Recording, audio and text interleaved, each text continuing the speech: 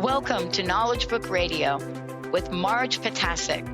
Marge was searching for the purpose of her life and the truth that would tie everything together to make sense of what was taught and what was happening on our planet, the fire that was creating all the smoke.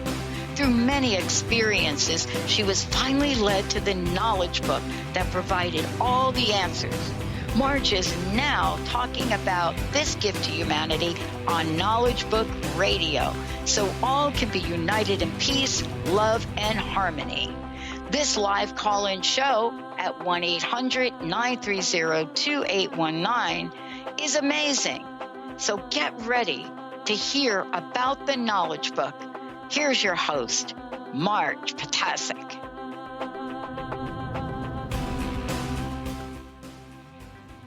Hello, everyone. I'm Marge Potasic, and you are listening to Knowledge Book Radio with Marge Potasic on Transformation Talk Radio.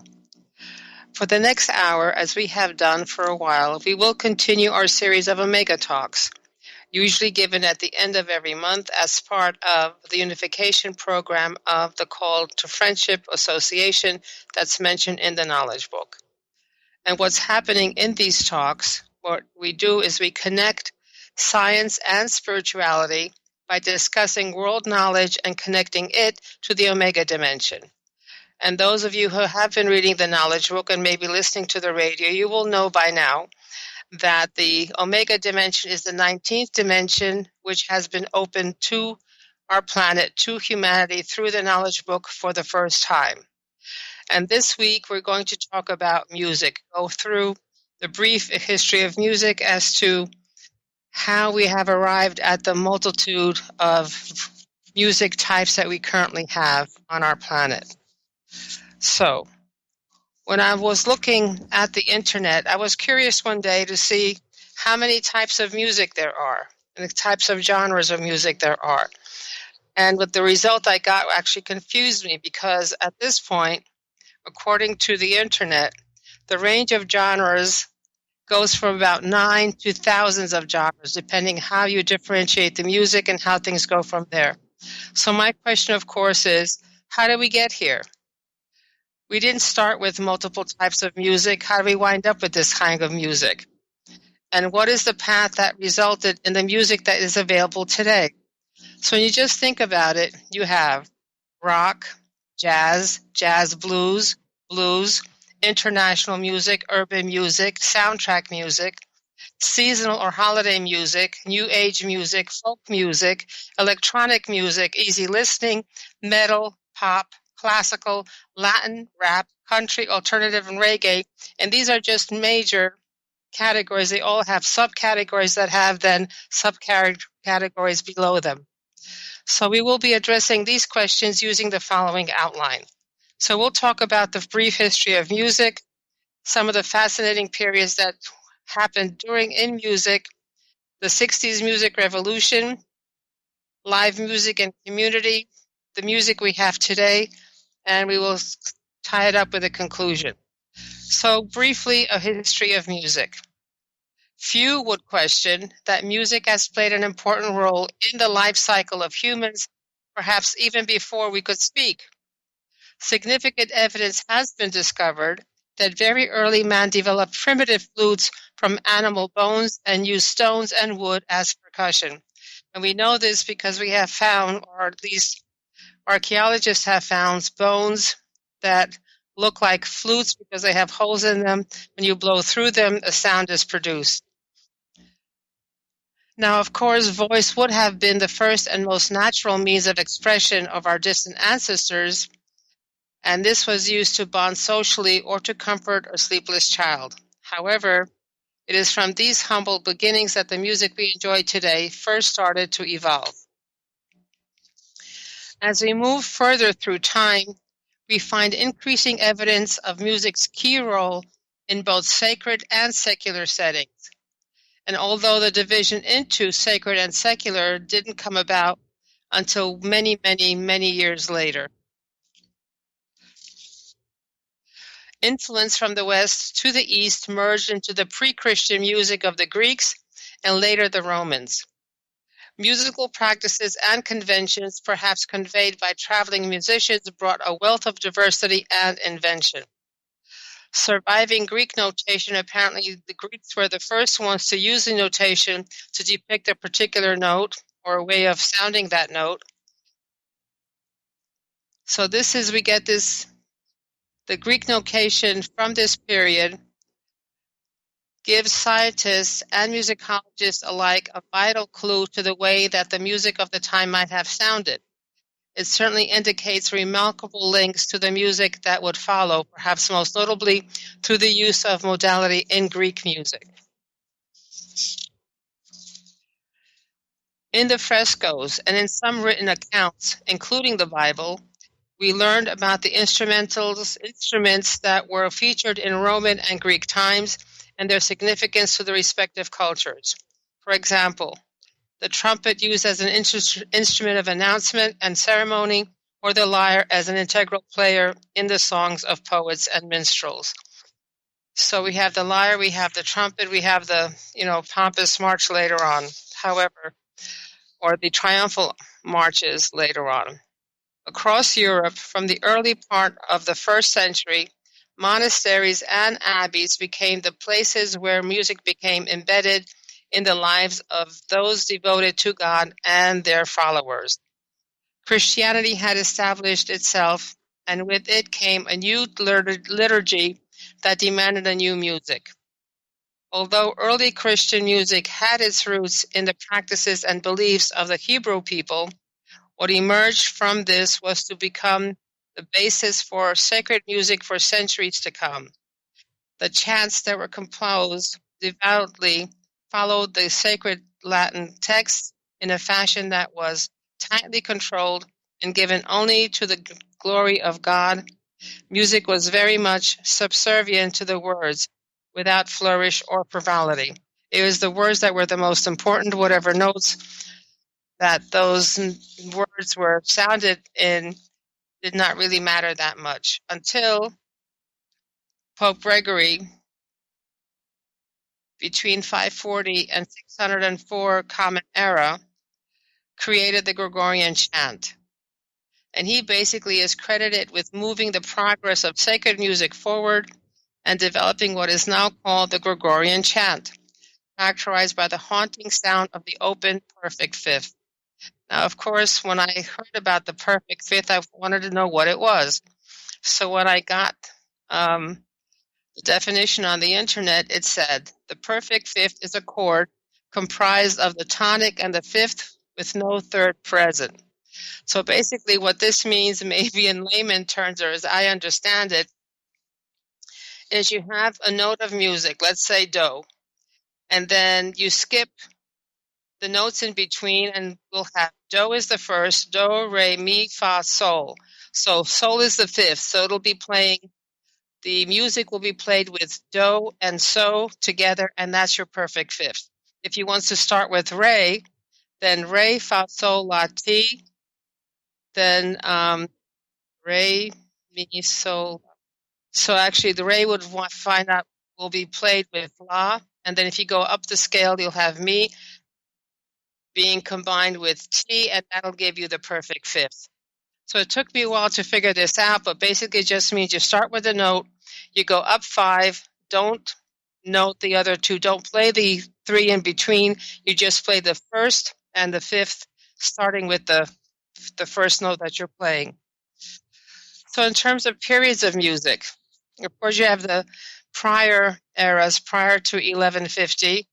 And 1150 is considered to be the medieval age. So from 1150 to 1400 is the medieval age. From 1400 to 1600 is the Renaissance. From 1600 to 1750 is Baroque. From 1750 to 1830 is classical. Then 1830 to 1860 is early romantic. 1860 to 1920 is romantic. And then, of course, you've got the current post-Great War years, starting with 1917, which is the World War I, and then onwards with all kinds of things developed. So let's go step by step. In the medieval times, this is from 1150 to 1400, this is where we again we can begin to be fairly certain as to how most of the music that has survived actually sounded.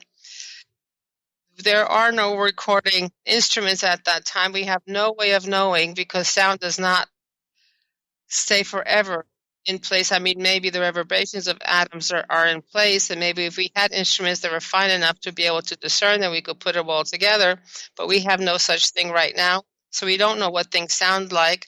We can only surmise what it sounded like based on what the historical record that was set and was left behind. So the earliest written secular music dates from the 12th century troubadours.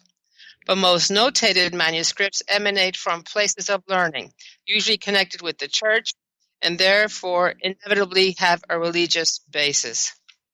Now, when we go into the Renaissance, which is 1400 to 1600, this 15th century witnessed vastly increased freedoms. Composers were still almost entirely devoted to choral writing, and the few instrumental compositions which have survived often create the impression of being vocal works in disguise, but minus the words. So the actual words are the most important, with the notes basically being subservient to that. And whatever music survived from that time was basically almost like the voices singing, but the instruments were singing instead of the voices. Now in the Renaissance, 1400 to 1600, the second half of the 16th century witnessed the beginnings of the tradition which many musical lovers readily associate with normal feel of classical music, what we call classical music right today. Gradually, composers moved away from the modal system, modal system of harmony which had predominated for over 300 years towards the organization of their work into major and minor scales, thereby imparting the strong sensation of each piece having a definite tonal character or tonal center or key. This was also something of a golden period for choral composition, as a seemingly endless flow of a cappella masses, motets, anthems, psalms, and madrigals flowed from the pens of the masters of the age. In addition, instrumental music came into its own for the first time, especially keyboard music in the form of fantasias, variations, and dance movements. So we're getting closer to the present. Now, in the Baroque period, 1600 to 1750, here the foundations were laid for the following 300 or so years of musical expression. The idea of the modern orchestra was born, along with opera, concerto, sonata, and modern cantata. A rather soft-grained viol string family of the Renaissance was gradually replaced by the bolder violin, viola, and cello. The harpsichord was invented, and important advances were made in all instrumental groups. Now, if anyone remembers the music from the Baroque period, it's very fancy. There are trills, there are all kinds of variations in notes itself. It's very complicated, and even the trills have trills. Until about the 1700s, the old modes still exerted themselves from time to time, but from the beginning of the 18th century, the modern harmonic system based upon major and minor scales was used throughout Europe.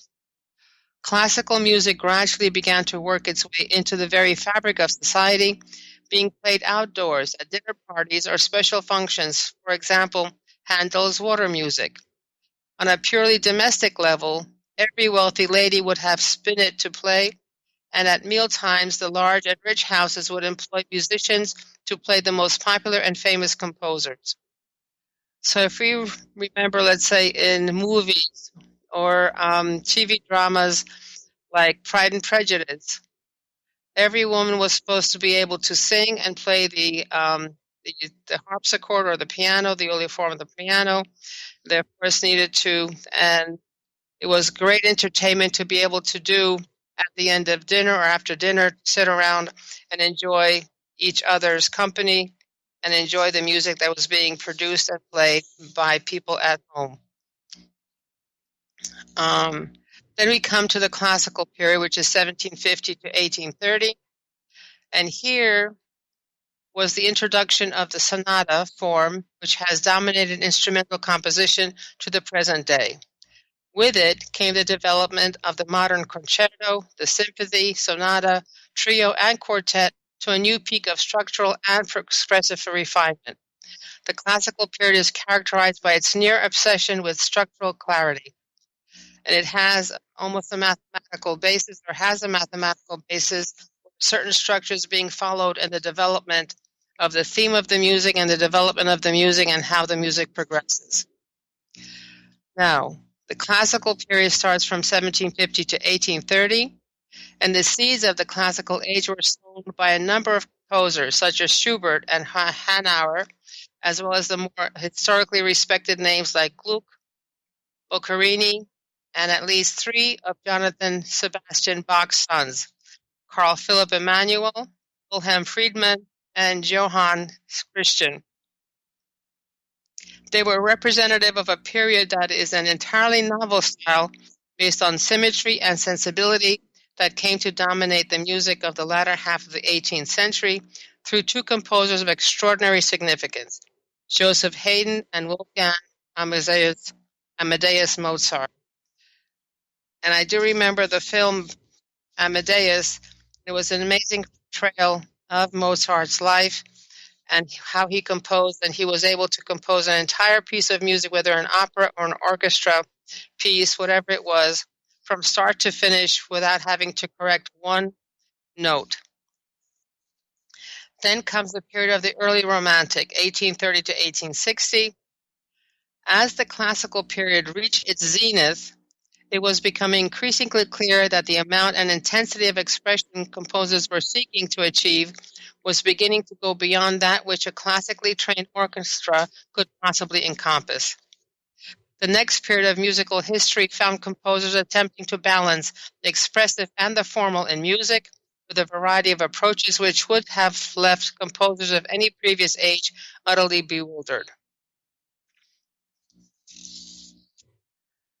The early Romantic era was the golden age of the virtuoso, where the most fiendishly difficult music was performed with nonchalant ease. The emotional range of music during this period was considerably widened, as was its harmonic vocabulary and the range and the number of instruments which might be called upon to play it. The next 100 years found composers either embracing wholeheartedly the ideals of Romanticism or in some way reacting against them. The seven leading composers of the age were undoubtedly Berlioz, Chopin, Mendelssohn, Schumann, Liszt, Verdi, and Beethoven. Now, apparently there was a piece of music that was composed at this point. I don't remember who it was, but there are two pianists, two composers who composed for the piano, and they had a contest of who could actually play the piece of music. The left hand was the notes that were supposed to be played on the left hand were low on the scale, or low on the to the left of the piano, and the right hand, or the right part of the piano, the right hand was engaged in. So you have both hands on extreme ends of the piano, and there was a note to be played in between. One of the composers says, "How am I supposed to play with this?" And the one who composed it basically bent over and he played that note with his nose. So this is the kind of competition, this is the kind of virtuosity that came into play. And if anyone tries to play Chopin's music or any of the music, it is very difficult to play. However, there are people, and currently are people, who are playing that and making it look easy. Now, Liszt, who lived between 1811 and 1886, said, "Music must, as of yore, recognize God and the people as its living fountainhead. It must flow from the former to the latter and vice versa, so as to ennoble, comfort, and purify man, and bless and praise God." So this was the purpose of the music as he saw it. Then comes the late Romantic, 1860 to 1920. With the honorable exceptions of Brahms and Bruckner, composers of this period shared a general tendency towards allowing their natural inspirations free rein, often pacing their compositions more in terms of their emotional content and dramatic continuity rather than organic structural growth. The eventual end of Romanticism came with the fragmentation of this basic style, composers joining schools of composition, each with a style that was in vogue for a short period of time. So here we come to a complete change. This is starting with about 1900. All of a sudden, things that were united, things were basically going slowly in terms of evolution of music, things that how the music was composed, who was listening, how they were listening, and how everything worked together, was going along slowly, 300 years at a time, 150 years over time. However, starting in 1900, all of a sudden, all kinds of fragmentations came into play, and different schools came to play. So the 20th century music between 1900 and 2000, and this is what they call, since the Great War, meaning the War of 1917, is the most bewildering of all, as composers pulled in various contradictory and opposing directions. So diverse are the styles adopted throughout the greater part of the 20th century that only by experimentation can listeners discover for themselves whether certain composers are to their taste or not. So, if you could imagine from the beginning of the 1900s, you have the Charleston, you have Prohibition, you have banjo bands, you have blues coming into play, you have jazz coming into play, all kinds of innovations. You have Bing Crosby, you have Bob Hope, you have all kinds of music, you have Elvis Presley, you have the British invasion, you have all kinds of music that is coming into play in the 20th century, and each one basically is something different that came before, something different that was actually in place at that time. So the 20th century brought about many innovations on how music was performed and appreciated. And this century used technology to enhance compositions. So who are the musicians? You've got the Beatles. You've got the sitar being played. You've got the Rolling Stones. You've got jazz. You've got a whole kinds of stuff. And once the radio was invented, music as we know it changed forever. Other technologies such as recording and reproduction devices, not to mention the television and music videos, also influenced the era, bringing music to the masses. With these revolutionary advancements permeating the culture, music flavor, tempo, and form also dramatically transformed and evolved. This is evident by the fact that every decade in the 20th century ushered in new sound and a new hunger for something different. Now, what does the Knowledge Book have to say about this? As I was reviewing this topic, what hit me is that up to about the 1920, up to about the First World War, evolution in music was slow. There were periods of music that lasted 300 years, 200 years, 150 years, 300 years again. It was a long period of time, and one basically evolved upon the shoulders of the other, and one basically led to the other. There was no humongous change in between. There were refinements, there were structures that were given in between based on what came from the old. However, once we hit 1900, everything exploded. You had all kinds of music being produced, all kinds of different types of music and different instruments and different methodologies to get that music to everybody. So what happened in 1900? In 1900 was the beginning of when the accelerated evolution program was started on this planet. And this is a program where cosmic energies were given to the planet to evolve humanity much more quickly. And this is the time where these cosmic energies, these frequencies that were coming in, were given that were never given before. So basically, all these musicians were basically inspired by some frequency that was out there that was coming into this planet, and they were interpreting that frequency into their own particular music style. So in the 1920s, when you had the Charleston, you had the Flappers, this is when those musicians were able to tap into those frequencies that were given at that time and were able to produce that kind of music. Same thing goes with jazz, same thing goes for the blues, same thing goes for rock and roll, same thing goes for everything. All of a sudden, a lot more cosmic energy was given to us. A lot more frequencies were given to us, that anyone who was able to reach a specific frequency in those that were given was then able to be inspired and produce something different from that point forward. So you have fragmentation because different individuals were at their own individual evolution level, which means they were at their own particular frequency, and therefore they were able to pick up and connect with the magnetic field where those frequencies reside, and therefore be able to then transform those energies through their mind, through their brain telex system, into the music that they produced. Now, especially in the 1960s, there was a revolution. And to quote John Lennon, you say you want a revolution? Well, the answer is look no further than the 60s, the decade of political protest, sexual liberation, psychedelic drugs, eyebrow raising fashion, and sweet, sweet music was the one in play. Now, this, of course, based on the information coming from The Guardian, who says that it was the era of sex, drugs, and pop revolution, but also of anti-war protests and inner-city riots. And the more the young pushed forward, the more the adults pushed back. So you've got Janis Joplin, you've got Peter, Paul, and Mary, you've got all kinds of musicians coming into play. And of course, when Elvis Presley first came in, that shocked the generation. That was the 50s.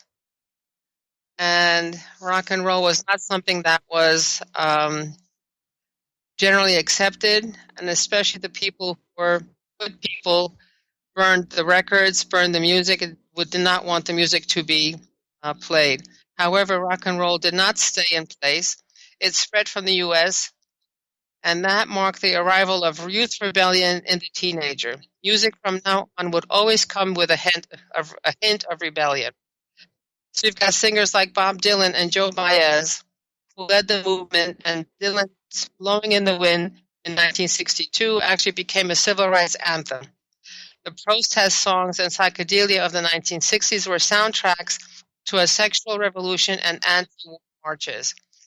Music had become a vehicle for social change. I mean, music had always been the expression of the local cultures at the time, but right now was specifically geared towards changing society into something other than what it was at that particular time. So in the Knowledge book on page 357, it says, colors symbolize the consciousness levels of humans and societies. Pure consciousnesses like multicolors. They live in a color jamboree. These colors make them happy, like hippies in Europe, natives in Africa, and the islands. Each color you sympathize with symbolizes the power of your spiritual potential. Now, when people discuss music, they always discuss music with a particular color. Well, not always discuss music with a particular color, but every music piece you could associate with various colors. And especially when you look at the album covers in the 1960s, the album covers were full of color. They're full of unusual design, and they, in fact, actually represented the music that was inside those albums. Now, of course, music has existed since the dawn of time, and it will continue to enrich the lives of humanity forever. But what's going to be happening now? We're now in the 21st century. What's happening to music and what's going to happen further on down the line? There's more music to hear than ever before, and it's happening all over the world. Global travel has become much more convenient, and so with enough time and money, a fanatical fan can trek the globe to hear extremely exciting music every day of the year. We can also experience a great deal of music happening in all these places without leaving our homes. And as many of us have realized in this time of us being basically in our homes without being able to leave, that we've been unified with the music that's being played throughout the different countries. And there were concerts that are being played, concerts that are being portrayed, so that that are unifying us, and we all join in to listen to them. And this is unifying humanity at a different level. So what happens? When we do this, we listen on smartphones and all over the world music that's there for us to enjoy. and actually also be a source of inspiration for our own creative impulses. So we went from different kinds of music and where it was stored. With all the technology and ability to stream music, why do we go to concerts in droves? Now, as you know, concerts have become very, very popular, and thousands upon thousands of people go to these concerts. Why do they go, and what draws them? Well, based on one study, concert goers lead happier lives, and that's based on science. It's a sense of liveliness incomparable to most other moments we experience in the day-to-day grind. Ultimately, it's the combination of live music and community that makes these experiences so worthy of our happiness. According to a study done in Australia by researchers at Deakin University, Melissa Weinberg and Dawn Joseph, they reported that Australians who participate in communal music experiences, whether it's at a live concert or a communal dance gathering, have elevated levels of overall satisfaction in life. Ultimately, the common thread is to engage with music in the company of others. And as anyone has been to a concert or been in a location where music is played and dancing takes place, whether it's at a wedding or whether it's at a christening or whether it's at a concert or some kind of festive occasion where music is being played, or in my case specifically, at my mother's funeral, my family tends to be musically inclined. So I have cousins that basically play instruments, the guitar, the drums, guitar, other kinds of instruments as well, and basically got together and we sang. We sang our favorite songs. We sang Mother's favorite songs. So it is the sense of togetherness. This is the sense of being unified. So why do we actually like certain types of music? We generally tend to like this one, don't like the other one. One makes us feel very good, while other music does not, make us feel good at all. So if people listen to a certain type of music and add emotional experiences to songs or a genre in general, this increases the likelihood of enjoying the music and being emotionally affected by it. This helps explain why many people might have strong reactions to music their parents listened to frequently when they were children. Now, what surprises me is that the music of my generation, like the music, like the Beatles, like the Rolling Stones, like Joan Baez, like all those musicians of that period, it is currently being listened to as well. And that has always, I was wondering why this is happening. Now, there is a study done by David M. Greenberg, a PhD, who is a psychologist and musician at the University of Cambridge. And he actually put people in three categories. One category was the type E or empathizers, and these people tend to focus on people's thoughts and emotions. There are those who are the systematizers or type S who focus on rules and systems. And of course, there's type B that are the balanced ones who focus equally on both areas, meaning they're both empathetic and systematizers. So after reviewing the results of thousands of interviews, it was found that type E thinkers tended to like low-energy songs with emotional depth, including sad songs and genres like soft rock and singer-songwriters. Type B personalities tended to display a broader range of preferences than either of the other types, not surprisingly. Type S thinkers, conversely, tended to prefer more intense and structured music like heavy metal or classical music in the avant-garde vein. So, birds of a feather flock together. To me, according to the Knowledge book, basically, people with similar evolution levels, people with similar frequency levels, basically will like similar types of music and be able to participate in and feel comfortable in specific situations, specific music being played. And this is one of the ways where the selection process goes on. Because depending on which music you like, what kind of clothes you wear, what draws you, that tells exactly yourself and others and the powers that be where you are in terms of evolution, where you are in terms of energy and frequency, and therefore the next lessons are being arranged for you to be able to rise in evolution and be able to rise in energy and frequency. Now, there's another theory. There was a new study published recently in the journal Nature suggests that it's not biology that dictates our musical taste, but rather hundreds of years of learned behavior. This raises the possibility that it might be possible to develop the opposite preference given enough exposure to dissonant music. And this was said by Josh McDermott, the author of the study and assistant professor at the Massachusetts Institute of Technology. However, he said, this has yet to be demonstrated. In other words, getting used to something different. But actually, over time, things that we don't like, we eventually do manage to like or accept. Now, what the Knowledge book explains is that a person completely in tune with music has no thoughts and no negativity. So if you have no thoughts and no negativity, that means you've reached the dimension of God, which is love and which is acceptance, which is no thought and no negativity. Quote on page 16, a whirling dervish in ecstasy, reuniting with his love, his God, with the sounds of the reed flute is the same as the lover dancing to the notes of music, and they are on the same frequency. They have reached the plane of love, art, and true love, which is the most supreme plane. The paths are the same.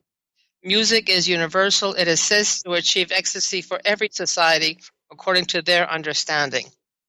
So one day, we will be all at the same frequency, the frequency of love, where no negativity can exist, and we will be the same musical sphere.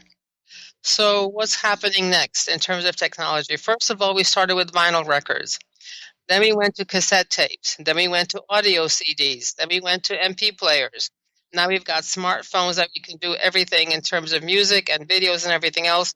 What's happening next? Well, music today is change, disruption, and transformation, and all of it is accelerating. That's the story of our tech transformed world of music and entertainment. TikTok was one of the industry's biggest stories last year. TikTok officially launched only a couple of years back after swallowing up musical.ly in 2017. Most experts dismissed TikTok as the night 2019 began. So did most U.S. consumers in TikTok's target Gen Z demographic. However, 12 months later, when 2020 started, TikTok is a major new social media force, and not just for music anymore. And that's how things are happening. That's how quickly things are happening. And TikTok is actually Generation Z's latest obsession. Music today, basically strap on your space goggles and get ready for liftoff. Where is music today and where is it going? According to Forbes and media mogul Meg Whitman, you have nanoseconds to adapt now, she cautions, and to think that right now only about 50% of the world is connected to the internet. Imagine 5 years from now when many expect virtually the entire world of 8 billion to be connected thanks to 5G. That inevitably leads to significantly more content demand and overall content consumption. That bodes well for all creators, including the musician. So basically, all the possibilities exist where each individual will be able to produce and be able to play and be inspired by the music that's going on. The Knowledge book on page 132 says, prepare your subsequent knowledge in accordance with the unknowns. Then you will receive messages of better quality. On this path, all the branches of art will assist you. Press, radio, television, as well as painting, sculpture, ceramics, theater, opera, ballet, cinema, always convey the messages to you. Music and concerts assist you in quite a different way. Their vibrations are effective on your cells. Your consciousness codes that become richer by these channels will grasp the messages given to you more easily. So basically, the music is playing and is affecting our bodies as well. It is affecting the cells on our bodies as well. It is raising those cells to higher energies, to higher frequencies, and therefore raising your body's evolution level as well. So your body becomes stronger, the body becomes healed at that particular point in time. So just like color symbolizes our consciousness, so does the music that we like. We resonate with the sound and colors that match our evolution consciousness. The Knowledge book on page 269 says, colors and sound are always one inside the other. Each sound has a color, each color has a sound. Just like the universes and the galaxies rotating one inside the other to constitute the atomic whole. That which constitutes these universes and galaxies are the vibrations and the reflection of these realms of sound and color. A systematic tableau constitutes the natural circulation. So how does this all put together? How does this function? Basically, at the beginning of the evolution of music, it was used both in medicine and in conveying specific rituals. So when we look at, let's say, the American Indian culture, when you look at the Aborigines, when you look at the native peoples of each land, each native culture has its own particular set of instruments, has its own particular set of music, has its own particular set of procedures to be able to heal and to be able to teach. So, and this is how the music first started to evolve, and this is how music gradually grew.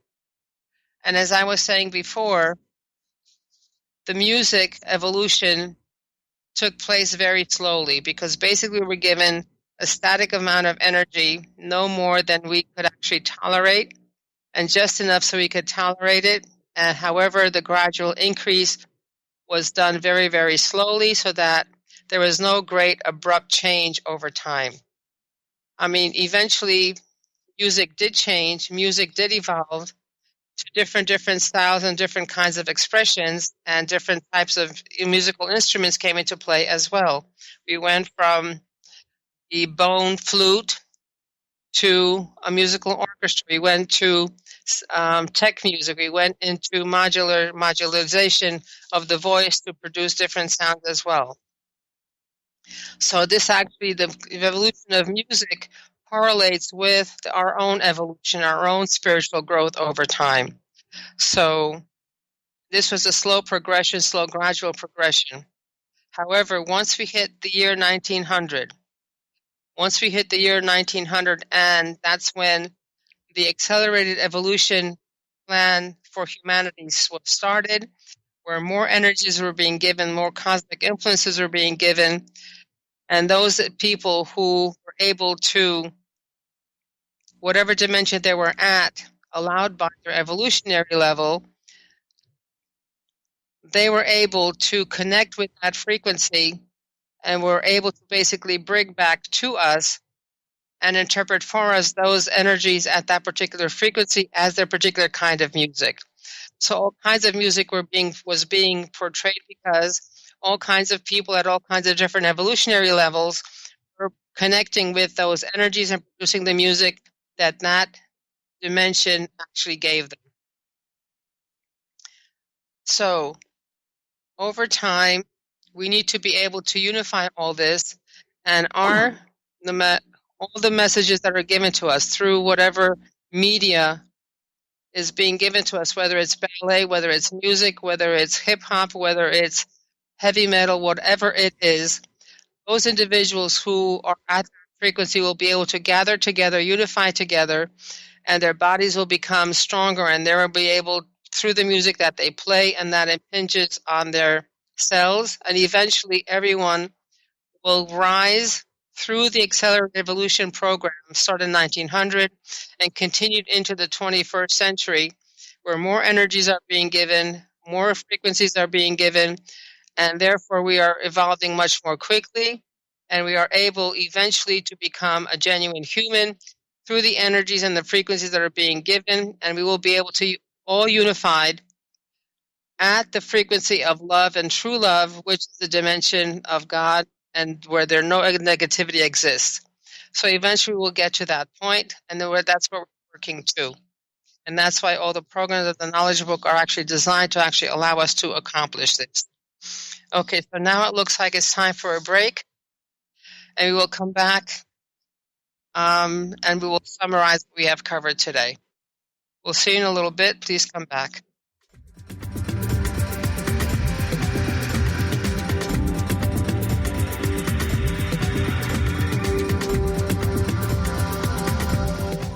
Conscious Confidence Radio, a timeless wisdom with Sarah Main. Tune in each month on Transformation Talk Radio and join Sarah on an adventurous journey to the deeper level of meaning to move beyond today's world of constant change, confusion, and uncertainty beyond the shadow of fear. This hit show explores key concepts such as confidence, values, and attitude in a dynamic way. To learn more about Sarah and her work, visit sarahmain.com.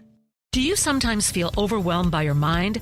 Powerless when it seems to spin in worry circles or bombard you with self-critical thoughts? Do you want to learn how to master your mind and feel more in control of your life? Listen to Dr. Friedman's Empowerment Radio. Shift from confusion to clarity, self-doubt to confidence, and from anxiety to peace and balance. Dr. Friedman and his many guest experts share the insights and tools you want to live with greater ease, joy, and purpose. Tune in to Empowerment Radio every first and third Thursday at 9 a.m. Pacific Time. Hey, how's it going? If it's stressful or just plain exhausting, New Light Living is here to ask, is this the way you want to live? Join me, your intuitive spiritual life coach and host, Ulrika Sullivan, every week on New Light Living. Discover the power of creative tools to start living every day as your ideal dream day. See your life in the new light. To learn more, visit newlightliving.com. Break your snooze button habits for good with the Soul Stretching Sisters on the I Am Power Hour with me, Terry J. Walker. And me, Dr. Pat, on TransformationTalkRadio.com. Pump up your spiritual muscle as we share stories, Aspire higher, and live a whole lot larger. to help you unleash your powered up. Pumped up, I am Soul Stretching Success. Anything can happen when we take to the airwaves. And all things become possible during the I Am Power Hour. Yeah, yippee skippy to that, baby. We're not done yet. Some of us are out here to educate and inspire. This year, 2020, is the year we gotta show me the money in the cash flow. I'm Dr. Pat. This is the Dr. Pat Show. This is Talk Radio to Thrive By. Visit thedrpatshow.com.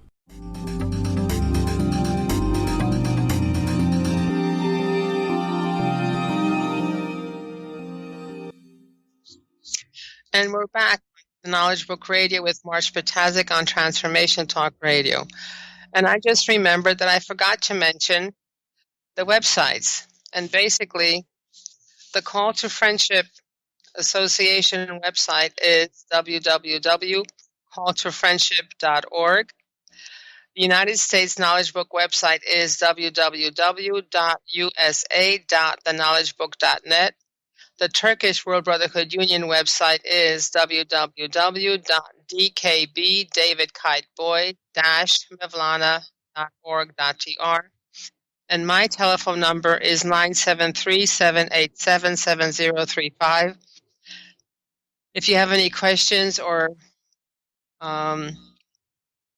any ideas that came up to you when you were listening to this broadcast. And of course, my email address is mmjp99, Mary John Peter 99 at gmail.com. So please look at these websites, especially the Turkish website, because it has lots of information. If you're doing the reading program, it definitely will tell you which fascicule, which chapter you are to be reading at that particular point in time. So again, the Call to Friendship website is www.calltofriendship.org. Okay, my telephone number. Okay, so what have we covered in this past broadcast? Number one, we went over the kinds of music and we went over the historical development of the music, starting with even people before they learned how to speak. It looks like they were playing musical instruments. They created musical instruments like the flute. Of course, the voice would have been, speaking, and eventually language developed. We did another talk on that a while back. And then music developed into what we have now as the indigenous peoples, the native peoples' music right now. And it still exists right now. And it's centuries old and thousands of years old in some places. And this is music that is being used to transmit stories, to transmit the culture of the native people. And it is also used as a method to heal and to teach. So eventually, music was separated into secular, meaning everyday music for people outside of the church or some religious experience. And there are also sacred music, religious music. And this is the music that eventually, on the Western side, developed into the music that we have today. In between was the Gregorian chant, which was a specific type of tonality. And it sounds beautiful, especially in the churches, because of the echo chamber that the churches actually create. And this is where the perfect fifth was used to chant the words in Latin. Okay, then of course we went through the medieval period with its own particular music and instruments, mostly on choral music, mostly on, we have some of that remains. And this is the beginning where the music was actually being notated, where we can actually kind of guess what music was played and how it was played, because we actually have some documentation of how that was to be performed. Then comes the Renaissance, then comes the Baroque, the creation of the orchestra. So whatever was being done, let's say, in the courts of Europe, where the monarch would commission a composer to produce a funeral march, to compose the wedding march, to compose a victory march. All this was actually produced, and eventually we went to the classical, the early romantic, and the romantic music.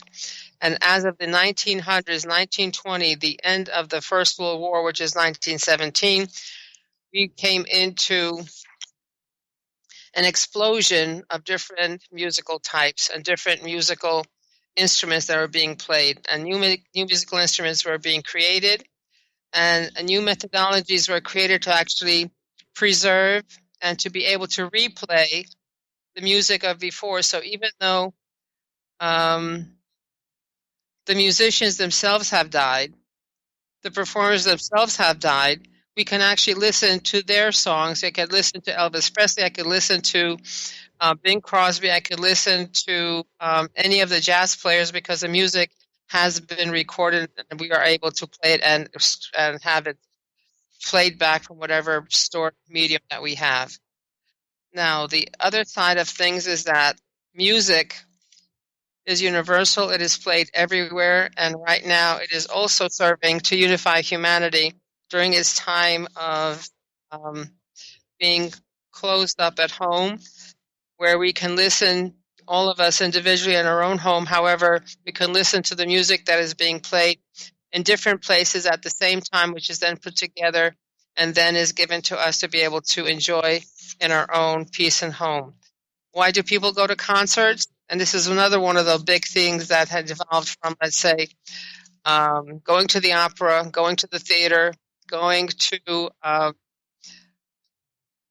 an orchestra, sorry. So concerts, basically all those people who are in tune with that particular type of music basically go, and right now thousands of people are going to there. So basically this is a unification on a grander scale. All those individuals who like that particular type of music basically are coming in, are being unified, and eventually that music works on their bodies, works on their souls. At that point, they have no negativity and no thoughts in their brain, because they're completely in tune with the music, which means all those thousands of individuals are actually at one frequency, at one consciousness at that point. And this is what our aim is, to be able to be at the same consciousness level. And this is basically a training, baby steps getting to that point. So music actually is a means, and music is a way for us to be able to attain a certain consciousness level. And eventually we will attain through the work that we, through the music that we listen to, through the energies and frequencies that we are able to bring into ourselves through the programs of the Knowledge Book, through reading the Knowledge Book, that will allow us to be at the frequency of true love and love where no negativity exists, and we have actually arrived at the dimension of God, which is, of course, our purpose. So this is it for today. Thank you for listening. If you have any questions, please do call or email me. I'll be happy to answer any questions that you may have. Thank you. We'll see you next time.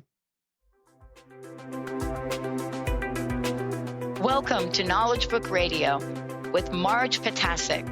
Marge was searching for the purpose of her life and the truth that would tie everything together to make sense of what was taught and what was happening on our planet, the fire that was creating all the smoke. Through many experiences, she was finally led to the Knowledge Book that provided all the answers. Marge is now talking about this gift to humanity on Knowledge Book Radio, so all can be united in peace, love, and harmony. This live call-in show at 1-800-930-2819 is amazing. So get ready to hear about the Knowledge Book. Here's your host, Marge Potasic.